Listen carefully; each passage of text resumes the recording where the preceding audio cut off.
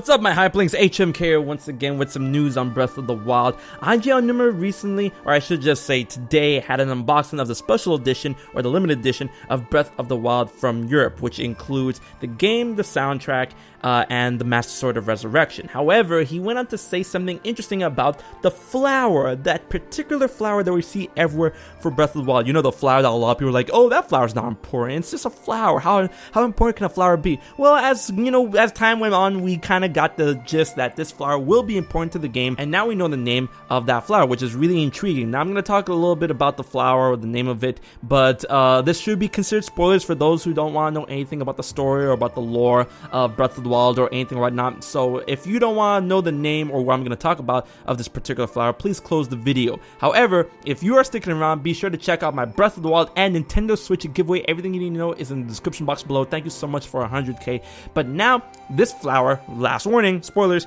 this flower's name is the Silent Princess. A Silent Princess. You know, flowers already have like a lot of cool names when it comes to the real world or whatnot, and we've never really had a flower like this named in the real world or in Zelda entirely. But you know, we have things about princesses, about silence, about silent.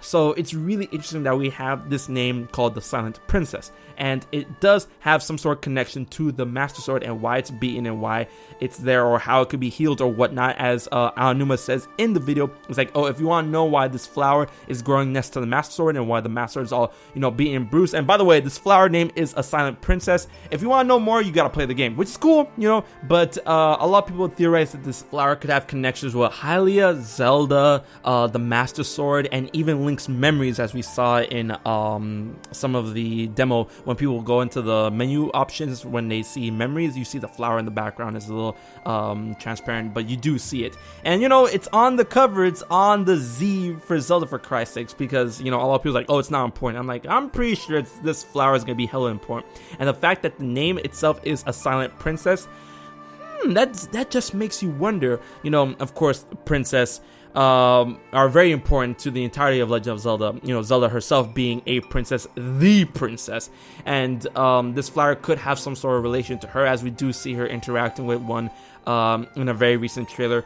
But it's really up in the air what this flower could be used for. It could have multiple uses. It could be used for the Master Sword, it could be used to recover Link's memories, or it could be used to restore Zelda's power as the goddess Hylia, as the goddess Hylia's reincarnation. We just don't know, but what we do know, it is called a Silent Princess, and I can't wait to see how this gets applied to the game once it comes out March 3rd. Oh my goodness, I hope you guys are ready. So guys, what do you think about the name Silent Princess when it comes to this flower, and what do you think a Silent Princess is going to be able to do in Breath of the Wild? Leave your thoughts, theories, and comments in the comment section below. And once again, be sure to check out my Nintendo Switch and Breath of the Wild giveaways. Everything you need to know, description box below. So guys, until the next Zelda Breath of the Wild video, I've been HMK, and I'll check you guys later.